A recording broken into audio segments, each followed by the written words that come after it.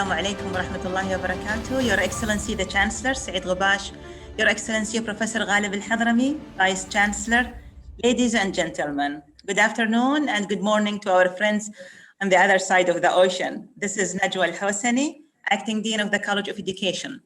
I'm honored today to host our second lecture of the Chancellor Distinguished Lecture Series, entitled Educating Students to Improve the World. There is no more important challenge facing the world than educating the next generation so that they have the competencies to invent their future. Quote unquote, page 129, Reimers 2020. I'm 100% sure that keywords such as educating, improve, world, and the title of this lecture are also appealing to all attendees as we are all profoundly involved. With every aspect of the title, everybody here seeks and ultimately aims to make better our communities, nation, the whole world, and everybody is deeply persuaded that education is the only way to achieve any human improvement. We will hear from our esteemed lecturer, Professor Fernando Reimers, who is going to enlighten us about the role of educating new generations and the improvement of the world. Professor Fernando Reimers is the Ford Foundation Professor of the Practice of International Education and Director of the Global Education Innovation Initiative and of the International Education Policy Master's Program at Harvard University. An expert in the field of global education, his research and teaching focus on understanding how to educate children and youth so they can thrive in the 21st century. He is a member of UNESCO's High-Level Commission on the Future of Education with colleagues at the OECD, the World Bank, and the Organization 100. He is leading an effort to support educational continuity during the COVID-19 pandemic with applied research. He has written also and edited 33 books, of which the most recent include Educating Students to Improve the World, How Government Transform the Goals of Education Systems, Empowering Teachers to Build a Better World, How 6 Nations Support Teachers for 21st Century Education. Without further ado, please join me in welcoming Professor Reimers to the screen. Please, sir. Thank you so much, Dean Al-Hosani, for the invitation and for this very kind introduction. I'm really honored to have been invited by your Chancellor to share with you some ideas on the role of the university at this particular time in preparing our students to take up the very needed responsibility of leadership at a very difficult time for humanity. So can you see my slides right now? Yes. Excellent. I'm going to use a few slides and I'm going to talk for about 30 minutes. So the question of what should a free person know to take active part in civic life is a question that has engaged in the earliest institutions in human history. And the way we answer that question 2,000 years ago in what were the first institutions of education was in the following way. That at that time, it was the trivium and the quadrivium. In classical antiquity, the purpose of education was to prepare people to participate in public debate, to defend themselves in court, to serve on juries and military service. And what that involved was teaching them grammar, logic, rhetoric, arithmetic, geometry, music, and astronomy. Now that's 20 centuries ago. The Renaissance marked the first important shift in this idea, which was the idea that had been concerning universities for most of that history, because the goal of the Renaissance was still educating elites, but preparing them for political administration, for clergy, and for the professions of law and medicine. And in that context, then, the basic emphasis of education was arts, mathematics, natural sciences, which were beginning to emerge, philosophy, religious studies, and social sciences. The big innovation of the Renaissance is the emphasis on science. But it really is the Enlightenment that gives us the modern research university, and that develops the idea of the socially embedded university, of the university that prepares people not just to understand the world, but to improve it. This is John Locke here in this picture. As you know, the great idea of the Enlightenment is to replace the aspiration of salvation with the aspiration to improve the world. And so we see that in 1811, William Humboldt charters the first modern research university, as well as the first public education system. And those two are connected. They're really twin sisters, these two institutions. And I think they function best when they help, when they support one another, a theme that I will come back to later. John Adams, the US president, in 1780, just 5 years after the American Revolution of 1775, establishes the first American Academy of Arts and Sciences. Now, it's very important because there are universities in the US at that time, Harvard being one of them. But the universities are mostly places that prepare religious ministers that are involved in the transmission of religious studies. They are not into the business of improving the world. So John Adams creates an academy where he says, we should promote scientific inquiry to advance the public good. This is very important.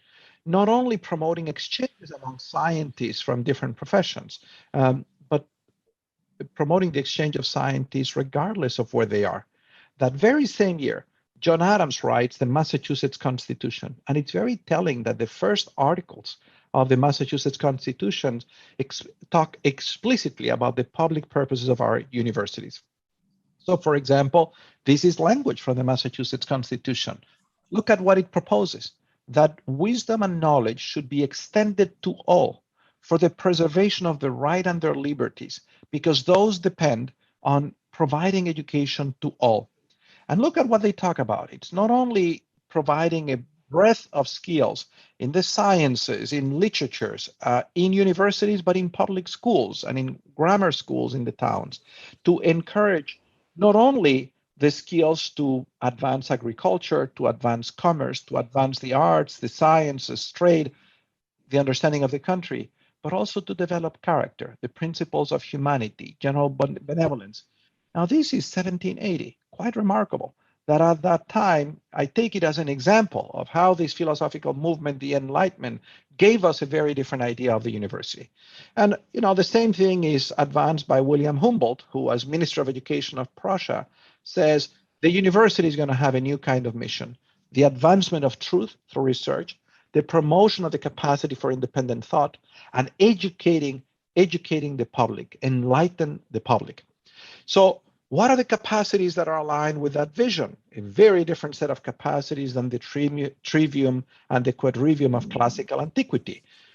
Cognitive skills, for sure, curiosity, critical thinking, deliberation, thinking across the disciplines, imagination, problem solving, but also the capacity to work with other people, collaboration, respect, and also self-knowledge, the capacity to reflect, to set personal goals, to manage oneself, and so on.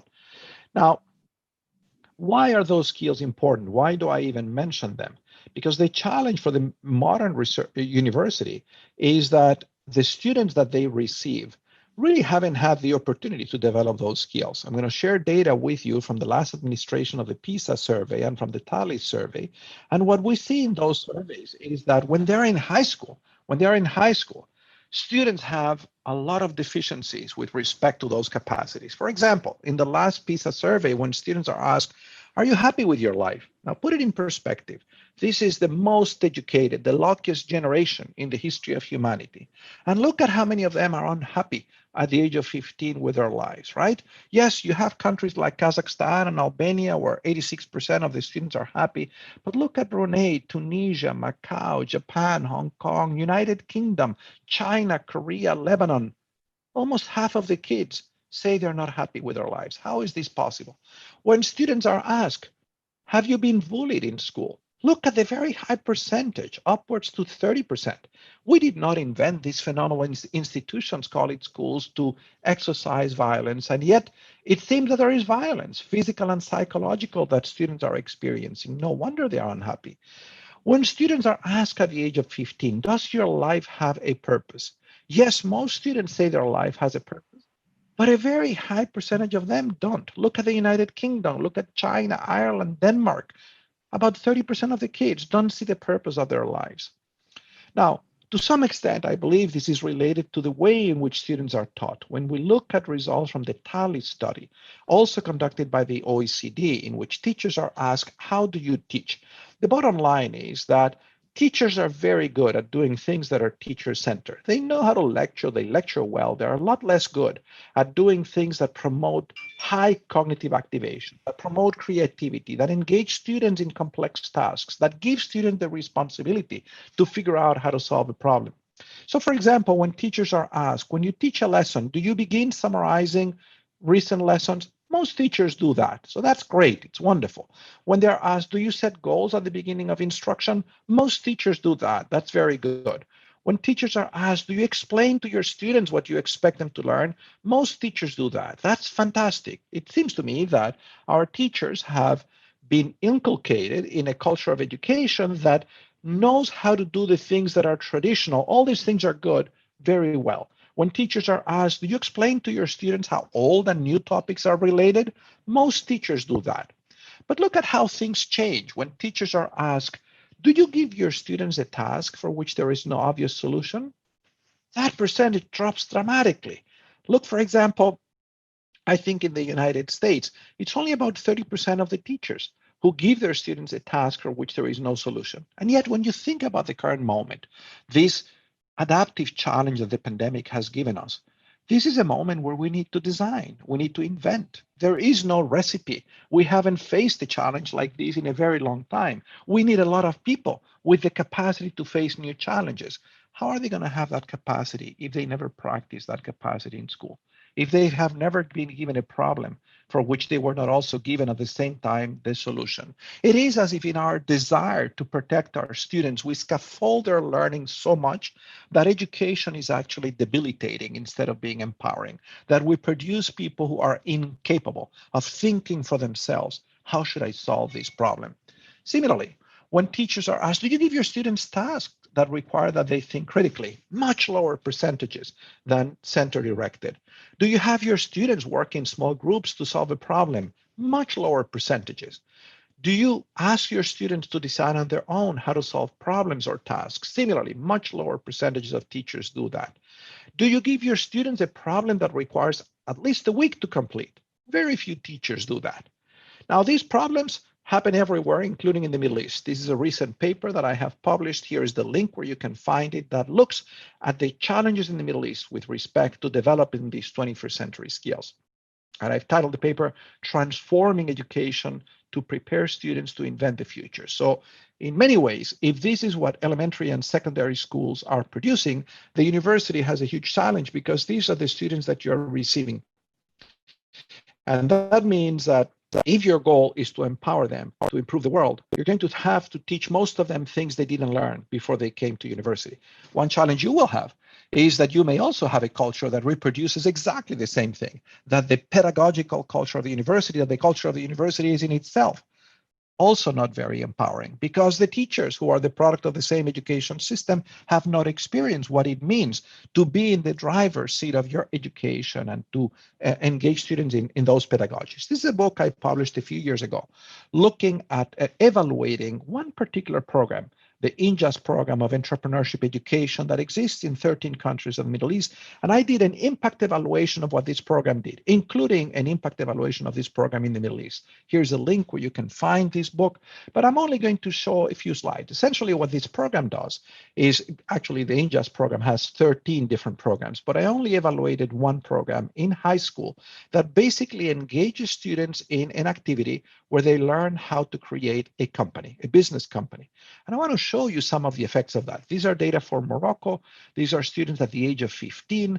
I did a randomized control trial where I had a group of students who did not participate in the program and a group of students who participated. And I measure them on a range of dimensions, on a breadth of skills and dispositions before and after the program. So for example, when students were asked on a Likert scale, do you have confidence that you can achieve your goals in the future? It's very important. This is called efficacy. It's confidence in yourself. Well, 3/4 of the students actually before the program have that confidence. That's great news. It means that the education system is serving well 3 out of 4 students. But 1 out of 4 doesn't have that confidence. And yet 3 months after learning how to create a company, that percentage goes up to 95%. This is remarkable. We don't find these kinds of effects in education very often. To be able to rescue most of those 25% is what we call a whopping effect. Similarly, when students were asked, do you see a challenge as an opportunity?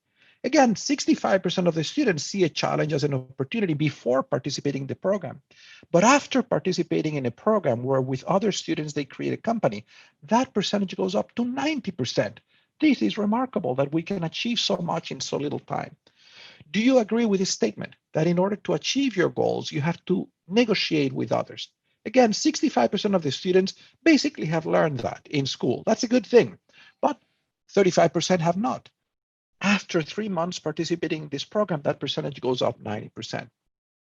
Do you see yourself in a leadership position in the future? We're living in a time when we need to educate everybody to be a leader.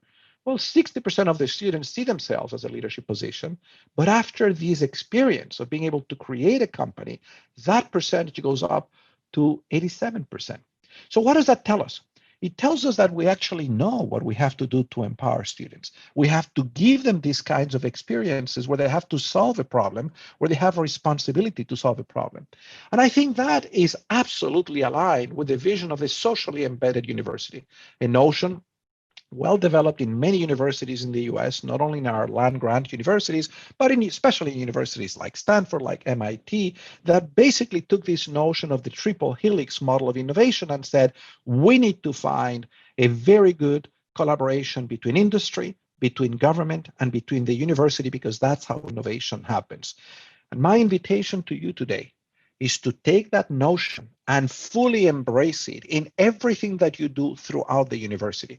It's more typically the case that, for example, engineering departments understand that, or departments in the medical sciences understand that. But it's not so often the case that departments in social studies, or even in education, or in the humanities would be as connected. Sadly, I find so many schools of education that have such little connection with education systems, where they're not really involved with the ministry in coming up with solutions, in understanding problems. And that, I think, is a missed opportunity to go back to how the modern research university and public education systems were invented at the same time, and how they're really sisters, intertwined, and they function better when they are connected.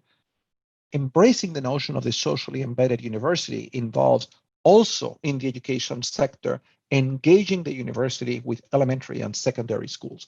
And that is going to be the focus of most of the remaining of my conversation. I'm going to make a few specific suggestions for how to strengthen that collaboration and why that is important, why that entrepreneurial university needs to take responsibility for promoting entrepreneurialism.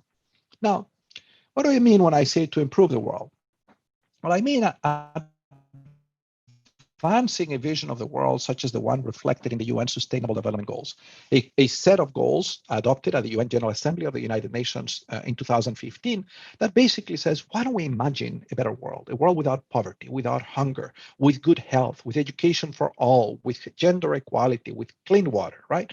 And if you look at all these goals, universities are absolutely implicated in the achievement of those goals. In fact, I would argue these goals cannot be achieved if the universities don't make it central to their mission, because it is in education that we advance the knowledge and we educate the people to advance these goals. But what I am suggesting today is that the entrepreneurial university, the socially embedded university, needs to more intentionally and directly align both its education, its research, and its extension mission with goals like this, and not simply hope that if we educate professionals and scientists, they will, in time, when they go with their careers, do that. That we need to design a curriculum that is explicitly articulated, bringing students into contact with these goals. And I'm going to give some suggestions about how to do that. Now, let me talk about the current moment. On March 11th of this year, the Secretary General of the World Health Organization declared a global pandemic, a real calamity. I don't think we have seen anything like this since the pandemic of 1918. Yes, the number of people who were infected at the time was much greater than today, but this is the pandemic that has had not only a tremendous health impact, it has impacted all ways of life. And we don't know yet what kind of impact it is. But just think for a moment about the economic impact. This pandemic has shut down all the economic engines in the world at the same time. We have not begun to understand what kind of impact this is going to have. The World Bank has predicted that over the next 2 years, 60 million people will be thrown into extreme poverty. That means poverty where they're not even able to provide for their basic sustenance, for their basic survival. We don't know what kind of social dislocations this is going to cause. The GDP of many countries has been reduced dramatically.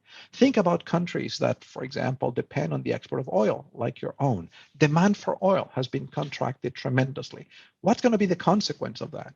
That states are going to be really in a very hard position to fund social services. And we don't know what impact this is going to have in society. So this is a pivotal moment, a tragic moment in the history of humanity. And there is a very big risk that at this time, we will abandon our hopes to build a better world. That this coronavirus is like a big meteorite that has hit the earth with full force, open a huge hole, and our best hopes and aspirations are going to go through that hole.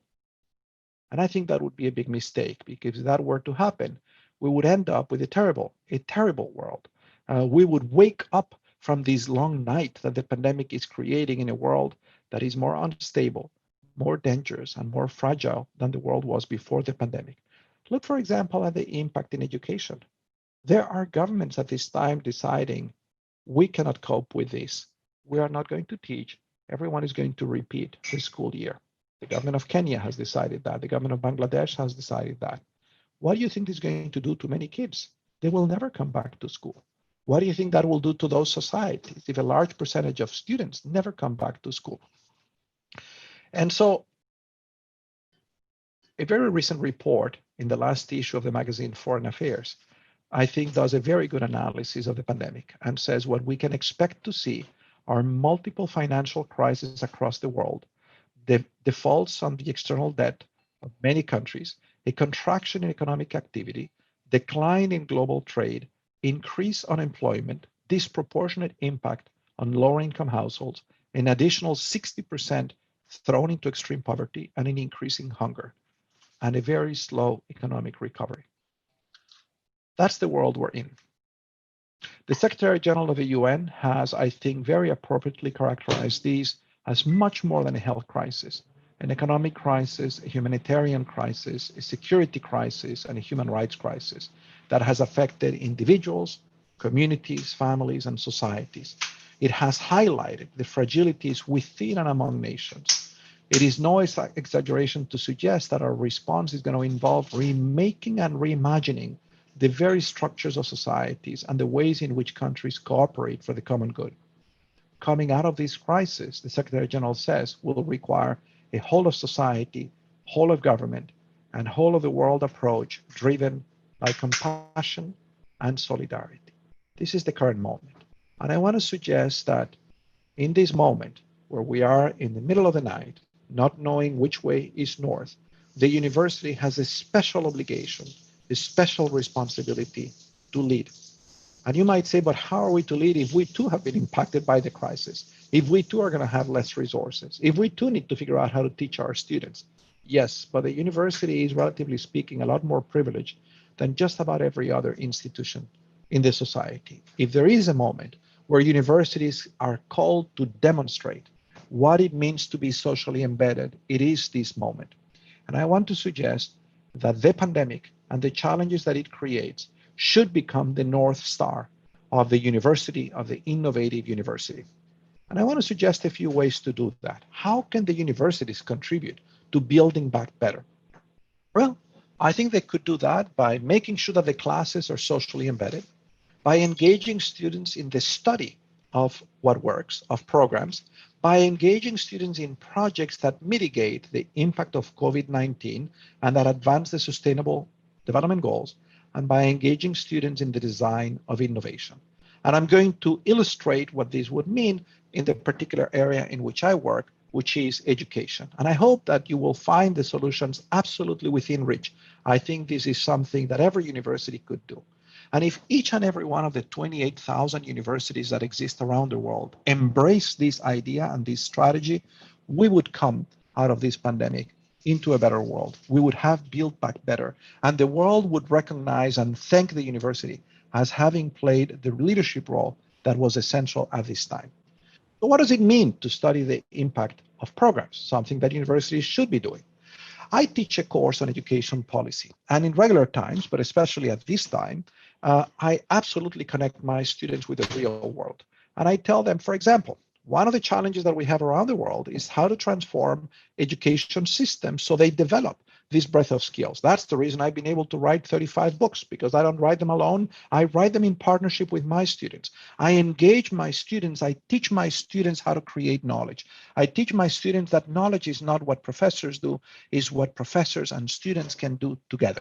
So these are two recent books just published with my students exactly on how various education systems throughout the world, they were not written during the pandemic, obviously, although they were published. One of them was published during the pandemic. So the book on the left-hand side is a book in which I engaged my students a year ago in examining 6 programs around the world that were building the capacity of teachers to teach in a different way than they are teaching, as I shared a while ago with this data from PISA.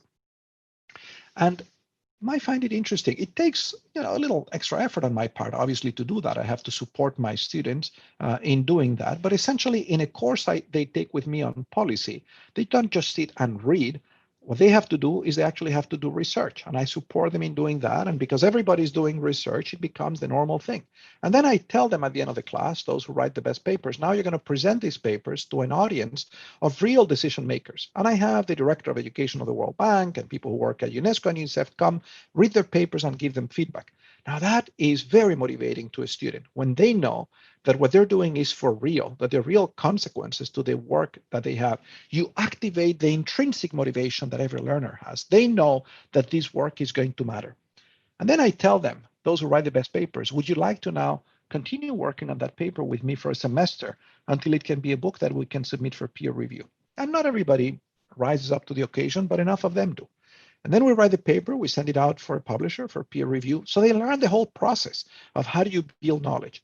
Well, this book, which was published just in March of this year, as the pandemic was beginning, I thought the worst possible time for these students to be releasing a book, has been downloaded 120,000 times. Now think about the experience of a student who in a graduate course writes a paper that 120,000 people read at this critical time for humanity. The other book hasn't yet been released, the one implementing deeper learning. It will be released next month. And I suggest that what I'm doing is something that you could be doing in your College of Education, you could be doing in your College of Psychology, you could be doing in your College of Sociology. And if every school of education of these 28,000 universities did something like that, we would absolutely solve the problem. Within a relatively short period of time, we would be providing governments and ministries of education and schools the knowledge that they need so we can help our systems leapfrog finally into the 21st century.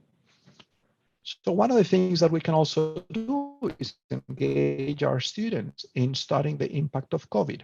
So this year, in my education policy analysis class that has just started, I said to my students, how about if we engage with governments around the world? They will be your clients, and you will ask them, what needs do you have to figure out an education strategy? Now, this is a course where students have to learn to do education policy analysis.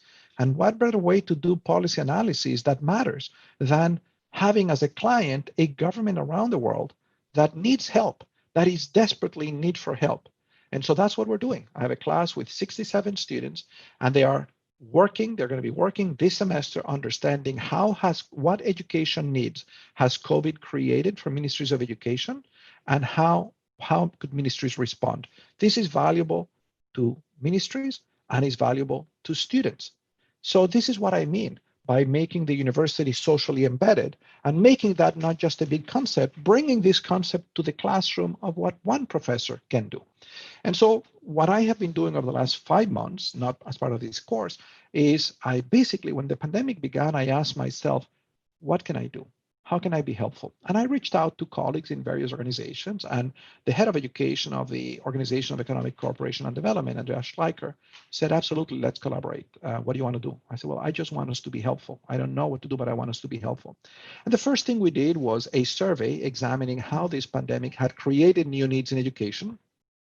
And we use that as a guiding framework. And we realized one of the things we need to do is begin to document and study emerging innovative responses and disseminating those. Essentially, spotlight what works. And we produce about 30 cases in that way, which have been very, very well received because governments are desperate for ideas on what could I do. So it's very useful to think about the entire world as a laboratory. And who's better positioned than universities to capture and document what is happening? This is something that every university can do. If I can do that in my class, any professor can do that in the class. Begin to study what is working in your country and in other places and find a way to make this knowledge rapidly accessible to governments. You can also engage your students in reimagining K through 12 schools. Teach them design thinking and social innovation. So I actually teach a class on innovation in which I basically tell the students, come to the class with a problem, but also with the desire to solve it. In fact, if you don't have some ideas about how to solve the problem, I don't want you in my class. There are so many students, even at Harvard, who have been taught for too long that they should be passengers of their own learning. And I think what we need are people who are ready to be crews, who are ready to be captains of their own learning. We don't need more passengers. The world doesn't need more passengers. The world needs people who are ready to take responsibility and with the skills to take responsibility for their own learning and to be of service to others, to society. So with my students over the last several years, I have developed 3 curriculum frameworks, which basically can be used to teach students the kind of competencies in elementary and secondary skills that they need to advance the Sustainable Development Goals. Now imagine this. Graduate students have engaged in a task of asking themselves, if we want a world without poverty, what should a high school graduate know, care about, and be able to do? Now, why is this important? You would look again at the Sustainable Development Goals. Look at Sustainable Development Goal and Target 4.7. It's a tall order. It's an ambitious order. Without help, there is no way that the best equipped government can do this alone. Governments need help.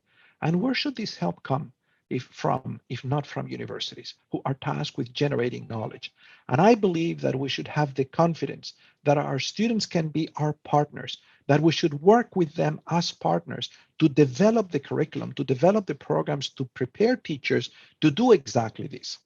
And that's what I have done in these 3 materials. Now, I've done these over the last several years. They've been translated into numerous languages, including Arabic, by the way. The Arab Bureau of Education in the Gulf States has translated into Arabic 2 of these books, and I understand that they are used in a number of schools in the region and throughout the world. Now, imagine the value of being a student and knowing that as part of your education, you participated in the design of a solution that is actually making a difference in schools. That student will go on into a position as an educator, as an administrator, as a policymaker, with the kinds of mindsets that the InJust program is teaching 15 years old, with the confidence that they can solve problems, with the capacity to come up with their own ways to solve problems, with the capacity to collaborate, especially with the capacity to take an interest and take the time to understand what problems really matter and how can I be helpful. So I won't spend much time discussing that curriculum. I can address some questions if you're curious, but this was the first curriculum, 350 lessons from kindergarten to high school, that is available in multiple languages, as I mentioned, also in Arabic, that is basically organized around a series of very simple principles. Begin thinking clearly about what you want the students to learn. Use a lot of project-based active learning. Engage your students in doing, right? It's an old idea that the philosopher Michel de Montaigne in the 1500s put forth. Montaigne was a philosopher who invented the essay as a form of writing. And he said, you know what? We learn best from experience. A lot of learning is very contemplative, assumes that if you sit down and listen, you will learn. You know what? If you sit down and listen, after you have finished listening, you have forgotten 80% of what you heard. And there is no proof that having sat down and listened, even the things you remember, that you'll be able to use them. Engage students in doing, engage students in solving problems. And yes, it will be challenging. Right now, we're beginning the semester here. And I cannot tell you how many emails I'm receiving from my students, because on Wednesday, they have to tell me which exactly is the government that is their client, what is the problem, and how they're going to do it. And yes, it generates a little anxiety, but in my experience, the students rise up to the challenge. Our students always rise to the highest expectations we have for them. They also rise to the lowest expectations we have for them. So my submission is, if we decide to be a socially embedded university, if we decide to take ourselves as faculty seriously, as people who can lead in this pandemic, who can contribute, and we make our students our partners, they will rise to the challenge. So emphasis on doing, emphasis on knowledge, skills, and attitudes, engage the students in programs that last an entire year. The capacity to be perseverant, to be resilient, to stick with the task for a long time is essential. Anyway, so I'll skip over some of the principles of this curriculum because I can see that time is running and I do want to have a conversation with you. But that's an example of what graduate students are absolutely capable of doing. And I can assure you that once students go through the experience of developing a curriculum, they're changed forever. Now they know they can do the next curriculum and so on. Anyway, this is some of what is covered in this curriculum. I will be putting on the chat a link to a place where you can find this book for those of you who are curious. I apologize that I'm going so rapidly over these slides, but I do that because I want to leave some time for discussion. All right, and so essentially these lessons are basically aligned to the SDGs. We name the characteristics of a high school graduate, very clear definition of about 200 constructs that say, what is it that we're trying to produce? And then we develop 350 lessons and essentially create a method to test. Do we get from here to there? This is another simplified version I developed with another group of graduate students. They were all students in the same class that I'm describing. And this one basically teaches how do you actually go from the SDGs to developing a curriculum, how do you develop a school-wide strategy for global education, and then has a simplified version, 60 lessons to do that. This is a book that will be published next month, which was done by a group of my students in my class last year. I believe that one of the most serious challenges that we face is actually not the pandemic, is climate change. It's happening a little bit more slowly than the pandemic, so we don't see it. But if we don't find the solutions to living in a way that is sustainable, there will be no planet to live on.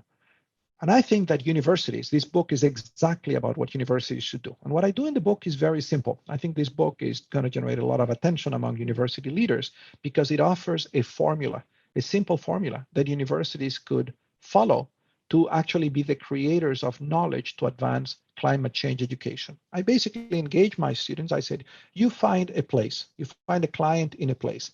So some students found places like Pakistan, Haiti, Guatemala. In that place, study how climate is influencing that place. Then identify what is it that people should know so that you could mitigate the impact of climate change or even revert it. Then what are the means that you have to reach those populations and what programs are in place?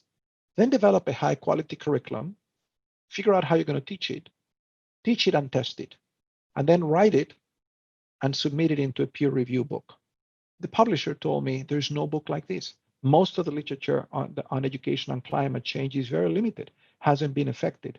What I'm offering in this book is an approach for each university in the world, each of the 28,000 universities, to become a partner in building the body of knowledge that we need to, within a reasonable time frame, revert climate change. That's another example of what it means to engage our students in social innovation. So I want to conclude with the invitation of the Secretary General to take this moment very seriously, to seize this moment, to anticipate where this moment could take us. I want to be hopeful. I want to think that it will take us to a better world, but it could take us to a very dangerous world. It could take us to a world we can't even imagine in its fragility. It's not written in the stars whether it's going to lead us to a better place or to a worse place. I think whether it does one thing or the other depends entirely on what each and everyone does at this moment. And I think this is a moment where universities, university leaders, university faculty, university students have a special responsibility, indeed an obligation to rise to the moment and to lead. Thank you very much. Thank you very much, Professor Reimers, for this informative lecture. I'm sure that you open everybody's appetite for, asking questions. I think what you have said here reaffirms the significance of our roles as educator in shaping a generation that is empowered, strong, and confident to invent their own futures.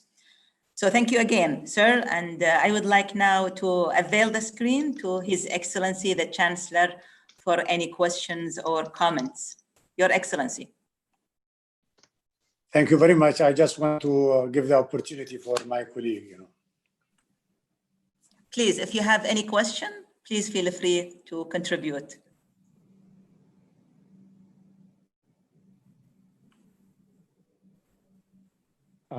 May I?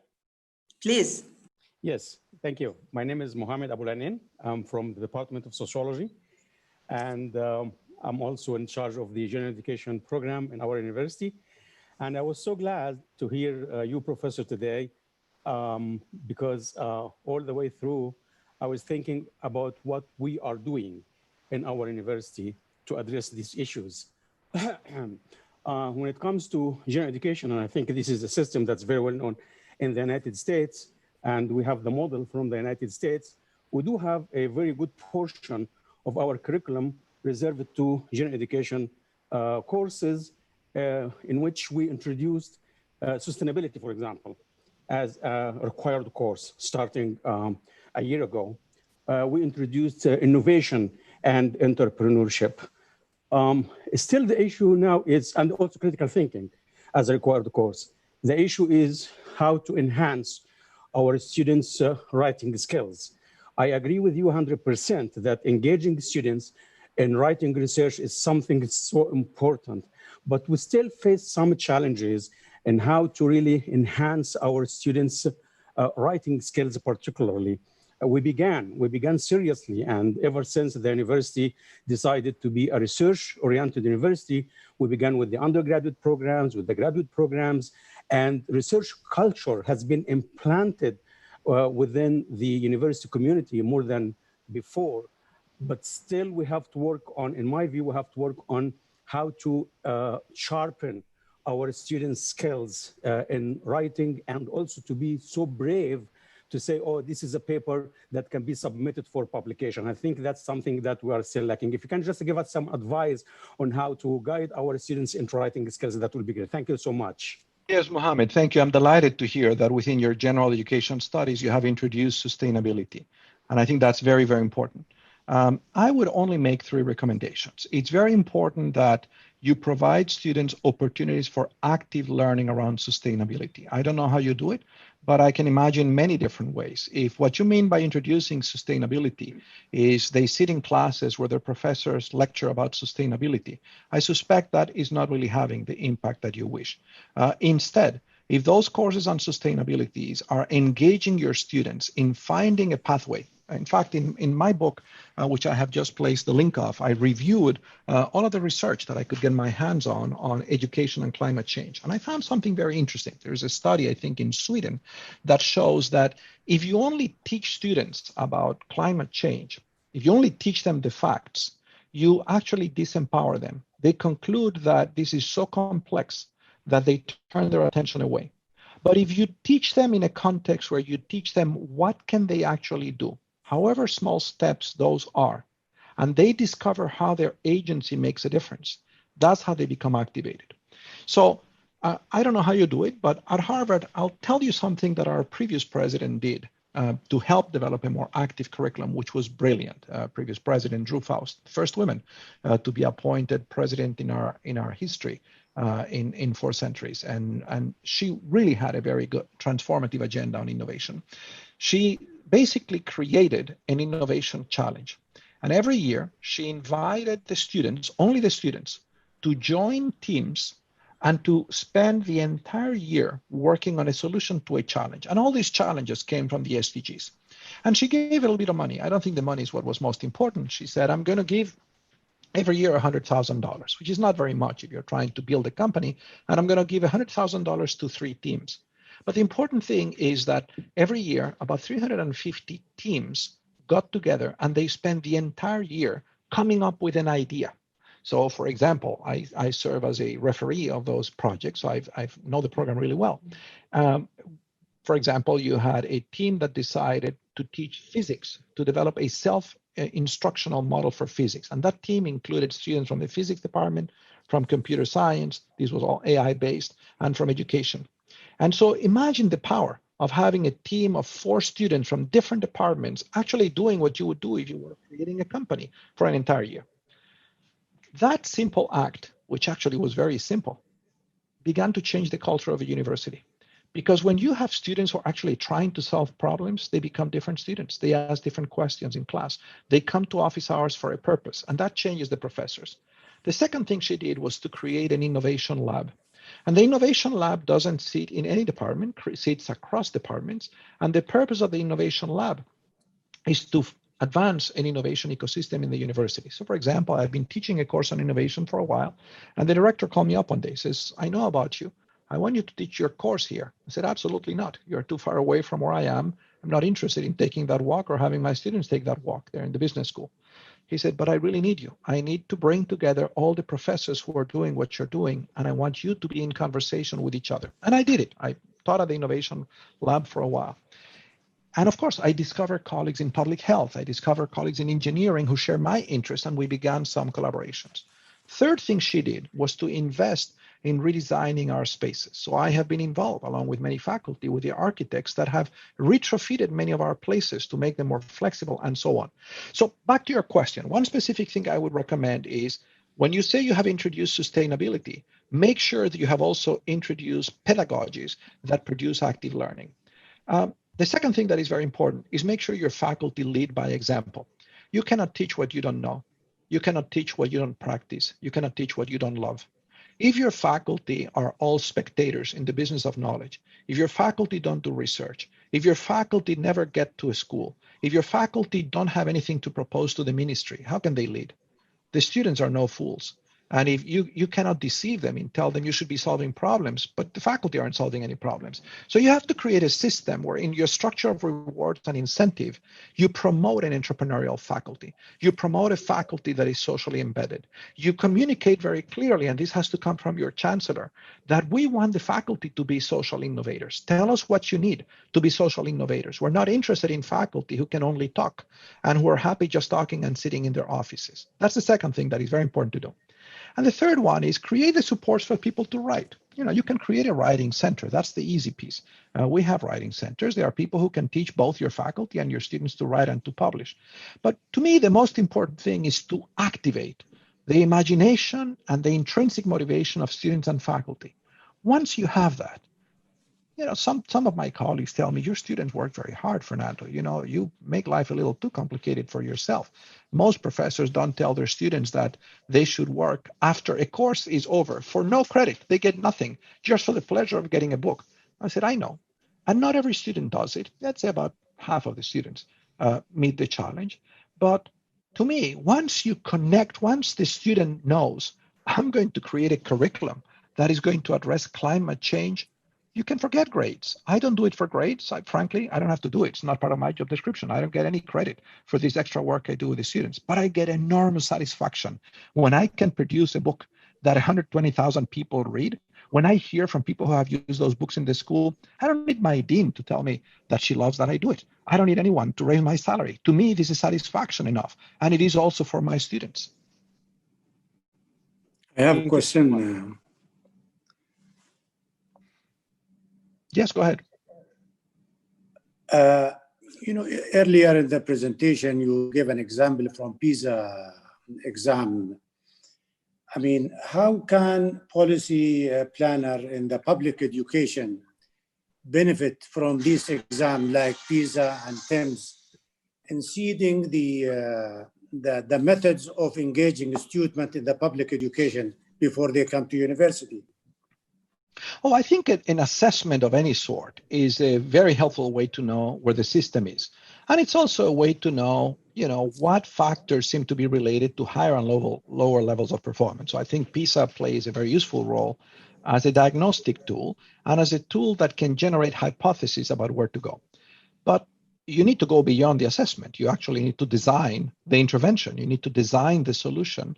And that's where I'm suggesting today the university is the one that can do that. The university can say, what are the problems? I mean, as you may know, the UAE has participated in PISA.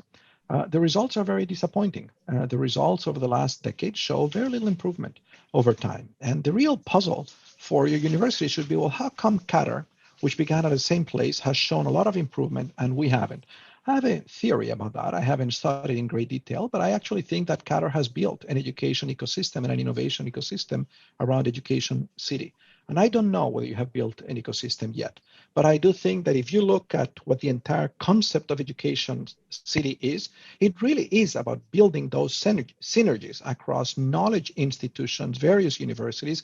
It's around building, producing a Medici effect. You know, what is the Medici effect? People refer to it, actually has a connection with the pandemic. In the pandemic of 13 something in Italy, which wiped out a third of the entire population in Italy in 2 years, there was a family in the small city of Florence that did something quite extraordinary. When most cities were spending all their money in their armies fighting with each other, they said there is no path to solve this problem that way.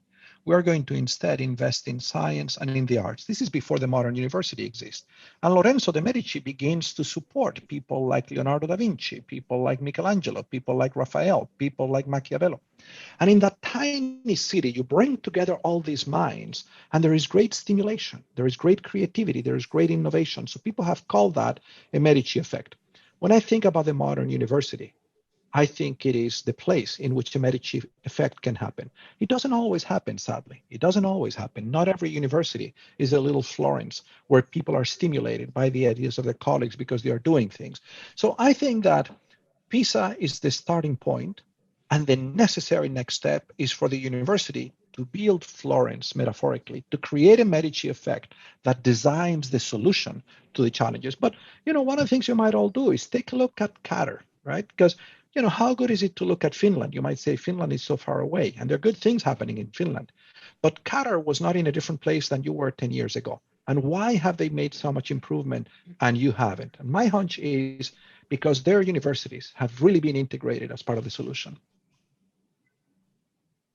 I believe that we have 3 minutes to go. So please, if you have any question. I have a question. Please go ahead. Thank you for an insightful and interesting talk. You talked about active learning and that people learn best from experience. So the concept of active learning is not new. However, with the rise of the online learning and distant learning, there are a lot of challenges these days. So could you please share your thoughts on the active learning during this uncertain time of COVID-19? It's a wonderful question. I think that this moment of the pandemic is inviting us to use all the power of new technologies to develop 21st century skills. And there is a real risk. That's why I emphasize at the beginning of my talk the importance of building the capacity of faculties. So certainly, I think the worst thing that we could be doing in this pandemic is put every student and every faculty on Zoom and use Zoom to give lectures and have the student sit in front of a lecture for 8 hours. If you want to kill the love for learning, if you want to kill the capacity to innovate, that's exactly how you do it. Have students spend 8 hours a day listening to boring lectures. But it turns out that there are very powerful technologies that can be used. I'm going to give you some examples because I had some of those concerns. So as I mentioned, in fact, I'm going to do 2 things right now. One of the best things I mentioned that I spent 10 years teaching online, and I was part of the edX research committee for a while, so I'm very interested in online learning. And I have read a tremendous amount this summer on what works. One of the best things I have read is this book, taught by my colleague at the Kennedy School, Dan Levy, Teaching Effectively with Zoom. Find it. I'll try to put a link. It's one of the very best things I've seen. Turns out you can use Zoom in very creative ways, but you can use a lot more than Zoom. So I'll give you an example of what I did with my class. I have a class that is normally very active when the university functions, right? My class on education policy. When people come to my session, I work on a flexible space that I actually help design with the architect. So of course I love being in that room. It's my room. It's like a room in my house. And in that room, many things happen. The students move about. We have these boards. They can write on the walls. I do a little bit of lecturing. We do case discussions. The students work in small groups. And I said, how can I reproduce that online? Well, I'll tell you how I have done it using various technologies. Number one, I created a flipped classroom. So I now have a small studio in my house. Every week, I sit down. I think about what are my learning goals for the week. And then I do a 1-hour lecture. And it's fairly high quality. Even I am surprised that I can do something I'm used to doing things online with a team that helps me. Right now, no one is helping me. I'm doing this in my house. It's a lot easier than I expected it to be. Number two, I have a couple of online platforms that help students engage with the material. So instead of having the traditional online discussions where I have a prompt and they respond very linear, very teacher director, I use a platform called Yellow Dig. Yellow Dig is on fire. When it's not my prefer, I'm of a different generation than my students. When in one of these professional development courses, I was told, use that because it's more like social media. Your students are going to take control. It's a place where students create communities around the topics that you're using. And sure enough, I can't keep up with what my students are doing. There's another technology I can use called Harvard Annotate. I can put some text and all the students can write their comments to the text, one of the readings. It's like we're all watching everybody thinking about the same material. As I mentioned, because my students right now are all over the world, I told them, you have a project, which is you need to work in teams. You find a client in the world, and you're going to learn 50% of what you learn in the class, you're going to learn from what you do.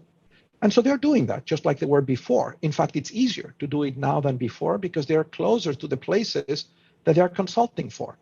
So, and then I do organize discussions, live discussions with my students. And what I tend to do in those discussions is, I mean, it's mostly the students doing the talking. I don't talk very much in the time we spend learning. So I basically have unbundled the teaching that I used to do to use this technology. But the only reason I'm able to do that is because I'm lucky enough to be in a university that not only makes those technologies available to me, it has taught me what is possible. And there are people that I can reach out on a moment's notice and say, hey, how do I do this thing? And they tell me, think about that option.